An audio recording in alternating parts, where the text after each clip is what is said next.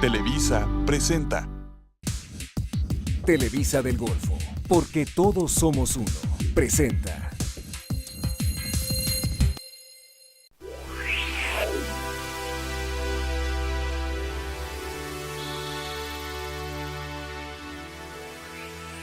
Hoy hablaremos de trabajo de parto.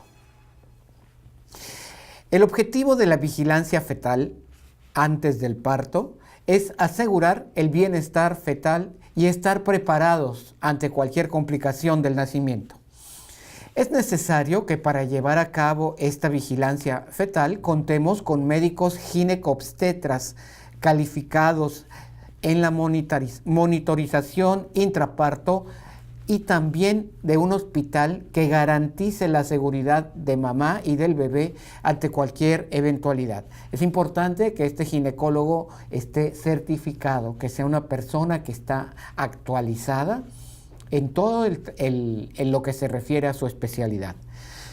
El nacimiento es la culminación del embarazo, la salida de un bebé del útero materno a través de la vagina cuando todo va bien y en algunos casos cuando es necesario a través del abdomen mediante la llamada operación cesárea.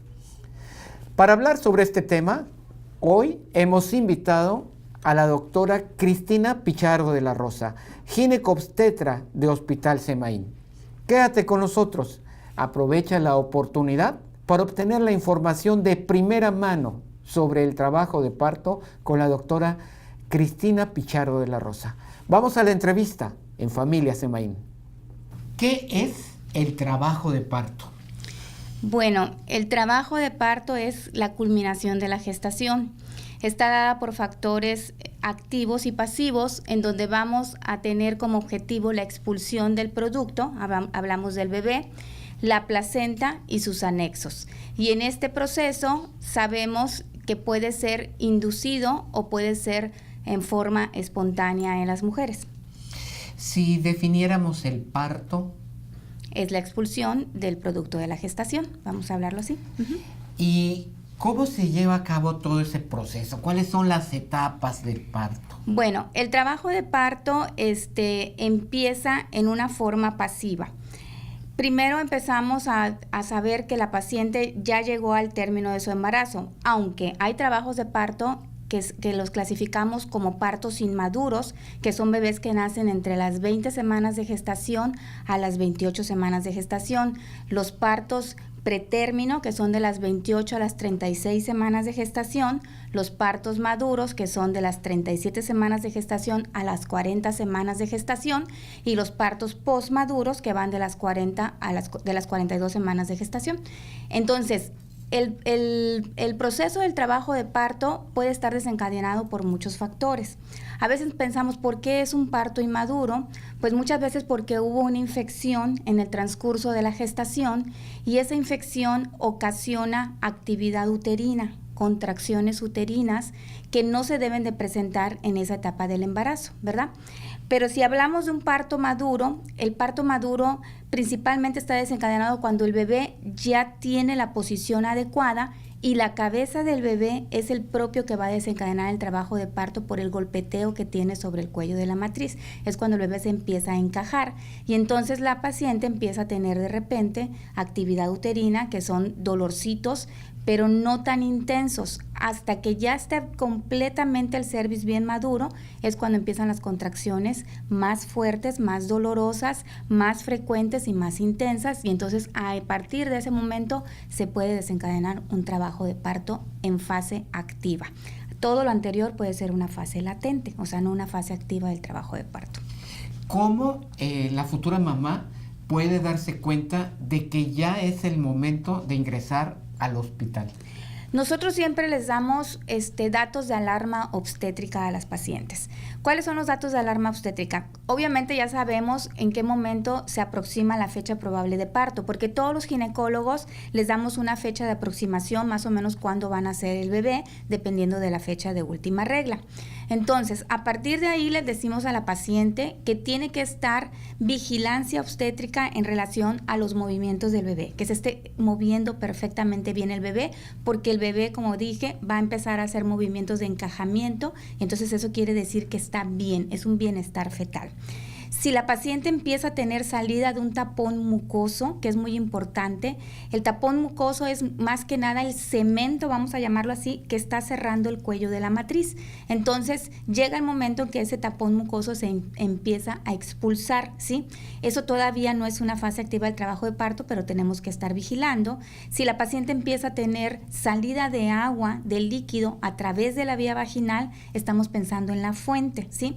Y muchas veces la ruptura prematura de membranas, así se le llama, ocurre antes de que empiece un trabajo de parto. Y en otras ocasiones también podemos ver que la paciente empieza con dolorcitos que en el transcurso del día o de los días cada vez se va haciendo más intenso y más frecuente.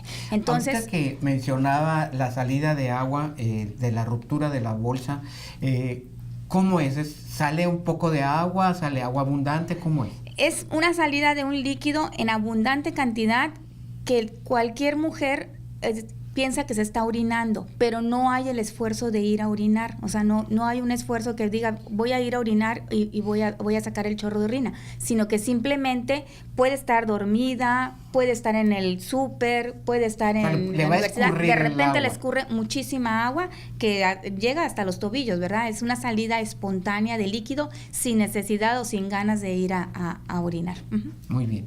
Continuando con lo que decía. Sí, entonces tenemos que tener vigilancia, principalmente hablamos de 4 cosas, de movimientos fetales, de salida de agua, ¿sí? De ver que empieza el dolor y el dolor cada vez es más intenso, y la otra es cuando hay un sangrado transvaginal. Sabemos que todos los 9 meses de gestación las mujeres no menstruan, ¿verdad? Entonces, si en un momento empieza a haber sangre, hay que ver si realmente es por la expulsión del tapón mucoso o es por un desprendimiento prematuro de placenta, o es porque la placenta está en una forma anómala insertada, porque también la placenta tiene mucho que ver en relación a si va a ser un parto o va a ser una cesárea. Muchas placentas se insertan en una forma anómala, se insertan en la parte de abajo, y todos sabemos que los bebés tienen que nacer primero antes que la placenta, porque la placenta es quien nutre al bebé. Uh-huh. Bien, entonces, si sucede alguna de estas cosas, ese es la indicación, la alarma obstétrica que llamamos para que nosotros. la mamá se vaya inmediatamente al hospital. Vamos, no tiene que irse así corriendo, toda desesperada, no, con calma, pero sí dirigirse al hospital, y normalmente en estos casos acuden al servicio de urgencias de hospital. Así es. Siempre les informamos a las pacientes, porque muchas pacientes dicen, ay, saqué poquita agua, y no le toman importancia.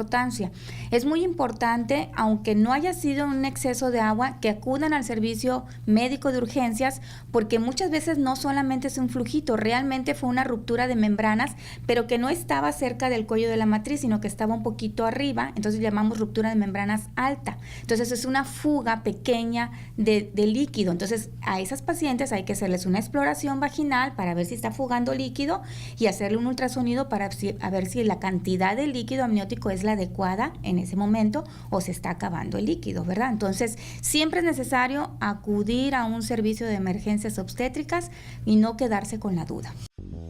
Vamos a suponer que ya en el servicio de urgencias le revisaron y le dicen, sí, se queda usted, ya va a pasar a establecer el nacimiento de su bebé. De urgencias, ¿a qué lugar la van a llevar?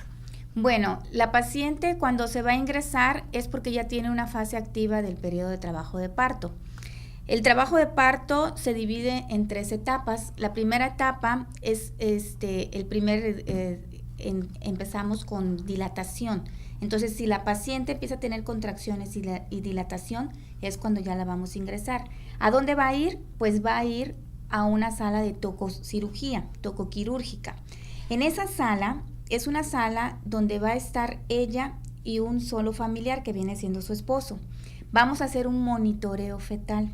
¿Está hablando de la sala de labor? De la sala de labor, ¿sí? Entonces, es un monitoreo fetal en donde la paciente ya se cambia, se pone en condiciones, se le pone una venoclisis, se la canaliza y se le pone un suerito.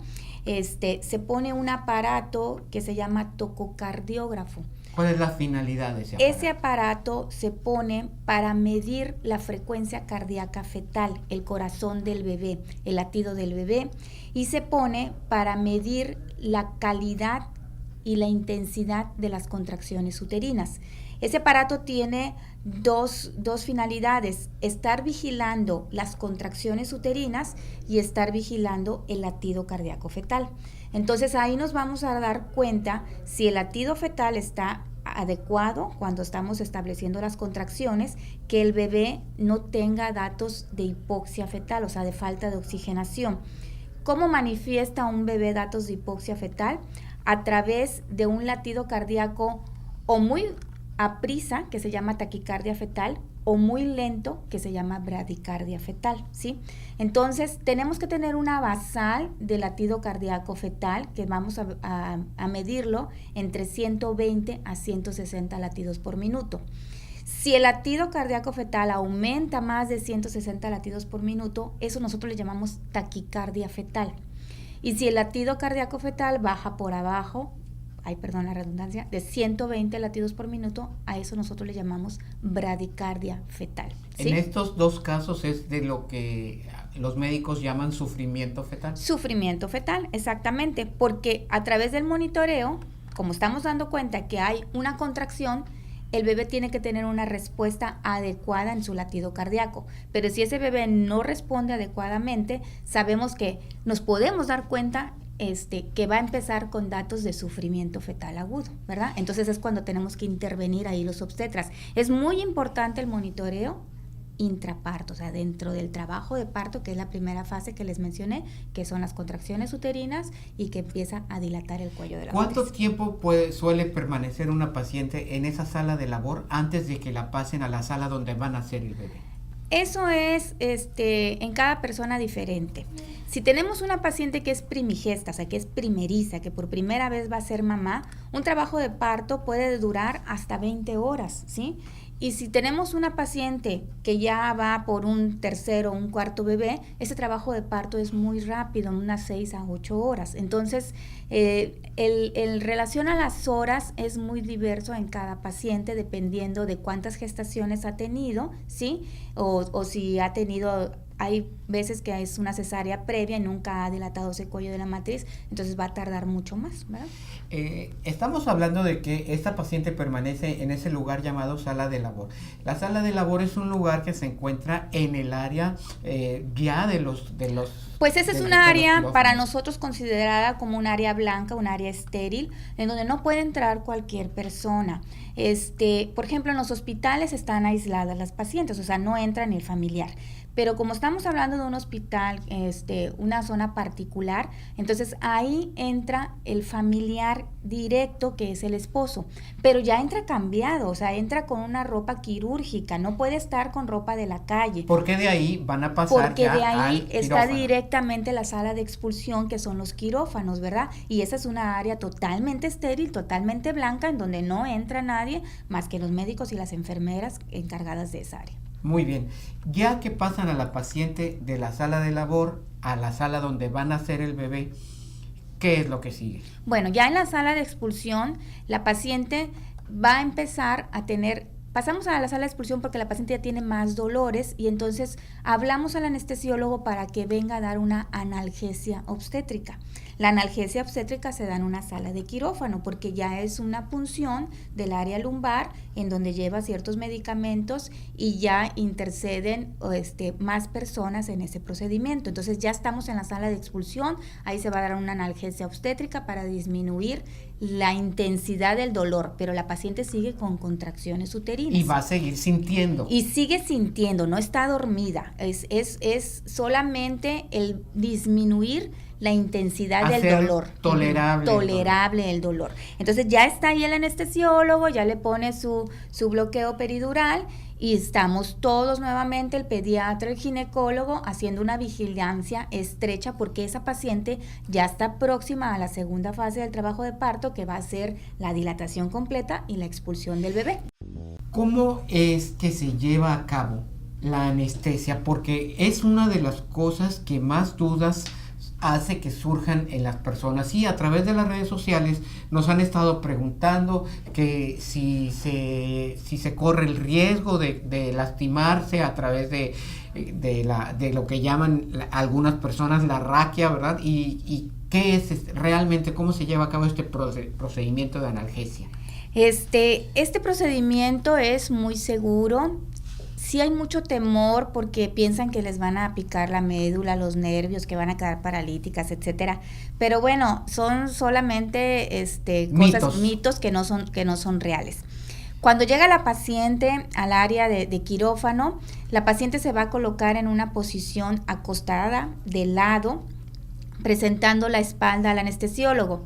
Hago un paréntesis, los médicos anestesiólogos son profesionales, son profesionistas en el área de la salud que tienen un entrenamiento por 3 años continuos en hospitales, aunque no trabajen en hospitales del sector salud. Ahí es donde se hace un estudio de la residencia médica en donde ya tienen toda la experiencia en relación Aparte todos están certificados. Están certificados, ¿verdad? Entonces, el procedimiento consiste en poner primero anestesia en el área de la piel, de la espalda, vamos a decirlo así, porque es a nivel lumbar, y posteriormente ya se introduce una aguja un poquito más grande que va a llegar al espacio peridural, ¿sí? ¿Qué quiere decir? Que no va a tocar los nervios, ¿sí? Entonces, en ese espacio se va a poner un líquido que es un líquido anestésico, ¿verdad?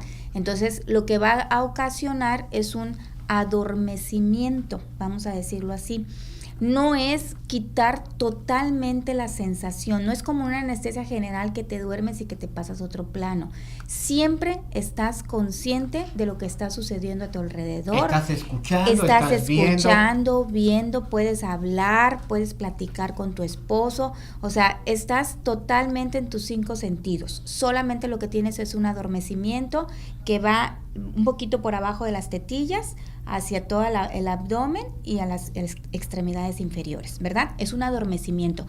En el momento en que el bebé ya va a sacar su cabecita, ya viene el periodo expulsivo, se le pasa una dosis que se le llama dosis expulsiva, un poquito más fuerte, para que entonces ya no es un adormecimiento, sino que simplemente ya no siente las piernas la paciente. Entonces ya no siente el dolor cuando sale la cabeza del bebé.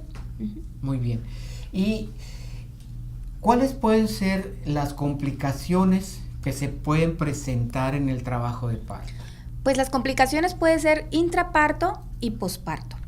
Intraparto, hablamos de los desprendimientos de placenta, de las anomalías en la contractilidad uterina también, porque muchas veces estamos en una contractilidad uterina regular, intensa y todo, y de repente hay una abolición total de esas contracciones, o de repente hay una hipertonía uterina, una contracción muy intensa que dura mucho tiempo y que puede ocasionar un desprendimiento de la placenta, ¿verdad? Entonces, esas pueden ser complicaciones en el intraparto, el que el bebé presente sufrimiento fetal agudo, ¿verdad? Y en el momento en que una paciente puede presentar una hemorragia obstétrica, puede ser en el momento en que nace el bebé y ese útero, esa matriz no tiene una contracción adecuada, una involución adecuada, y esa matriz se queda aguadita, ¿sí? Porque no se sigue contrayendo. Eso se llama atonía uterina o hipotonía uterina, dependiendo si es reversible a ciertos medicamentos que pasamos para que el útero otra vez se vuelva a contraer. Cabe mencionar que el útero, la matriz, cuando estamos en gestación está muy distendido, muy grande, y cuando ya nace el bebé, esa matriz, ese útero se tiene que involucionar, se tiene que volver a ser pequeño, no tan pequeño como cuando estamos en etapa no gestante, pero tiene que llegar más o menos a nivel del ombligo, y eso cierra los vasos sanguíneos y las fibras musculares y hace que la paciente no sangre tanto. Pero el sangrado posparto o la hemorragia obstétrica, también llamada una complicación, muchas veces es por anomalías en la contracción del útero posteriormente al nacimiento del bebé, ¿verdad? O sea, es un riesgo que existe ahí y que hay que estar vigilando. Que se llama hemorragia obstétrica, ¿verdad? Pero también puede haber desgarros, ¿verdad? O sea, pero es una hemorragia, pero ya no tan complicada, porque si encontramos un desgarro en el cuello de la matriz, un desgarro en el nivel de la vagina, pues sabemos que lo podemos reparar, suturar, y esa paciente va a estar a final de cuentas muy bien.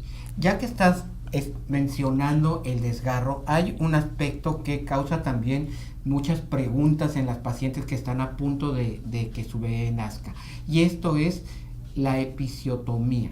¿Qué es la episiotomía? ¿Qué es lo que está buscando evitar y qué es lo que está remediando? La episiotomía es una cirugía ampliadora del canal de parto, así se define. ¿Qué va a hacer? Que el canal del parto, sabemos que la vagina anatómicamente es muy elástica, ¿sí? Tan elástica que va a pasar una cabeza de un bebé, pero en ocasiones, si la cabeza del bebé está más grande que toda la elasticidad que tiene esa vagina, va a ocasionar desgarros. O sea, puede romper esa vagina y romperla pues por varios lados, ¿verdad? Entonces nosotros lo que hacemos es una episiotomía profiláctica, previniendo que haya desgarros. Es decir, un corte controlado, planeado, dirigido directamente a un área donde sabemos que la recuperación es muy pronta, donde se va a suturar con un material absorbible. ¿Qué quiere decir? Que la paciente no va a regresar a un retiro de puntos, que esos puntos el cuerpo los absorbe, o sea, que no tenga temor de que voy a tener que regresar a que me retiren los puntos. No, el corte se hace, amplía el canal de parto, nace el bebé, y de esta forma evitamos desgarros, principalmente desgarros a nivel de la vagina, desgarros a nivel del ano, porque eso para nosotros como obstetras es una complicación. Tener un desgarro es una complicación. Una vez que sale el bebé, ustedes reparan la episiotomía. Sí, ya nació el bebé y entonces ya empezamos a hacer una limpieza directamente, porque acordémonos que cuando nace el bebé no se ha terminado expulsar todos los productos de la gestación, sino que tenemos que esperar y recibir o dirigir el nacimiento de la placenta, que es quien nutre al bebé, y limpiar las membranas amnióticas, porque muchas veces también se pueden adherir a las paredes del útero y eso puede ocasionar fiebre puerperal, la famosa fiebre puerperal, ¿verdad? Entonces hay que hacer una limpieza totalmente de la matriz, que quede totalmente vacía, y posteriormente empezamos a hacer un cierre de la episiotomía con material absorbible, que no le va a ocasionar ninguna molestia a la paciente. Y que no va a haber necesidad de retirar puntos. No hay necesidad, y en el transcurso de 7 a 10 días esa área ya está cicatrizada, seca, sin ningún problema. Bien, ahora hablemos acerca de los cuidados posteriores al nacimiento, lo que llaman el puerperio. Ajá. El puerperio son los 40 días posteriores a la expulsión de los productos de la gestación. Entonces, el puerperio es muy diferente en una paciente que tiene un parto por vía natural a una paciente que tiene una operación cesárea, en relación a los periodos de dolor, vamos a decirlo así, y en la movilización de la paciente. Una paciente que tiene un parto por vía natural vaginal, en el transcurso de 24 horas se encuentra muy bien, muy activa, se puede mover, puede cargar a su bebé, puede comer de todo, ya empieza su intestino a trabajar, evacúa perfectamente bien, orina perfectamente bien. Entonces, una paciente que está posteriormente a un parto en puerperio solamente permanece hospitalizada 24 horas. Una paciente que es operada a través de una cesárea tiene que tener una estancia hospitalaria de 48 horas. ¿Por qué? Porque recordemos que entonces ella ya recibió una cirugía, o ya se le realizó una cirugía en donde implica abrir tejidos y cerrar tejidos. Es diferente. Es muy diferente a una episiotomía. Recordemos que estamos abriendo tejidos desde piel hasta útero, y por ahí pasan muchísimas capas que tienen que ser suturadas una a una. Entonces, dentro de las primeras 24 horas en el puerperio de una cesárea, esta paciente va a estar prácticamente acostada, tiene una sonda por donde está orinando, tiene su canalización por donde se le está pasando medicamento, antibiótico, medicamento para el dolor, ¿sí? Se le está monitorizando que su intestino se esté moviendo bien, que esté canalizando gases, que no tenga retención de gases o que no se le paralice el intestino. Se está monitorizando que los loquios, que es la salida del sangrado después de la cesárea, sean normales, que no huelan más, que tenga secreción láctea, que empieza a sacar el calostro, ¿verdad? Entonces, esa paciente las primeras 24 horas tiene un monitoreo un poquito más estrecho que el parto. Y después de esas 24 horas, entonces ya se le quitan las soluciones venosas, se le quita la sonda Foley y se espera que ella orine espontáneamente, que evacúe espontáneamente, empieza a tolerar ya una dieta blanda y después una dieta normal, y es cuando puede ser egresada del hospital a las 48 horas. Entonces siempre una mujer que tiene el nacimiento por cesárea va a permanecer más tiempo en el hospital que una mujer que tiene un nacimiento por parto. Así es. Este puerperio que muchas personas llaman también cuarentena precisamente porque dura los 40 días, ¿cuáles son los cuidados que va a llevar esta mujer una vez que llega a su casa? Bueno, la cuarentena o puerperio médicamente es la involución de los órganos a la normalidad. O sea, quiere decir que el útero va a llegar a su tamaño regresan normal, al tamaño que tenían. los ovarios y todo, ¿verdad? Entonces, hormonalmente también el funcionamiento hormonal se está adaptando a regresar a lo normal, ¿sí? ¿Qué va a pasar? Bueno, la paciente normalmente estamos en apoyo a la lactancia materna, ¿verdad? Entonces va a lactar a su bebé, va a empezar a tener primero una secreción que no es leche propiamente dicho, sino que es una secreción un poquito más líquida, más clarita, que se llama calostro, pero que es muy importante que se le dé al bebé el calostro, porque ahí estamos pasando todas las inmunoglobulinas necesarias para las defensas y los anticuerpos del bebé. Estamos protegiendo al bebé. Estamos protegiendo al bebé, porque recordemos que el bebé pues no está vacunado, ¿verdad? Entonces, en el transcurso de los 2-3 días ya empieza a salir lo que llamamos propiamente leche materna, ¿verdad? Entonces ya es una secreción pues ya totalmente blanca, opaca, en abundante cantidad. Que no se desesperen las pacientes. Lactar no es tan fácil, y lo digo por experiencia. O sea, pensamos que ya nada más te lo pegas y ya, pero muchos bebés no les gusta el olor o no les gusta el tamaño del pezón, ¿verdad? O son bebés que tienen la boca muy pequeñita y no se adaptan a la mama, al tamaño de la mamá, ¿sí? Entonces, o hay pezones muy pequeñitos también. Entonces, hay que buscarle el modo al bebé para inducirlo a la lactancia. Tener paciencia. Tener paciencia. La otra cuestión es que vamos a ver que van involucionando los órganos. Entonces, siempre salen del hospital con una pelotita a nivel del ombligo, que es la matriz. Pero en el transcurso de los 40 días esa pelotita va a ir bajando. Bueno, aquí lo importante es ver que se cubre todo lo que se refiere al los servicios de hospitalización, pero también se incluyen los honorarios de los médicos. Por eso eso es lo que hace diferente el paquete, cuando nosotros le llamamos paquete súper económico.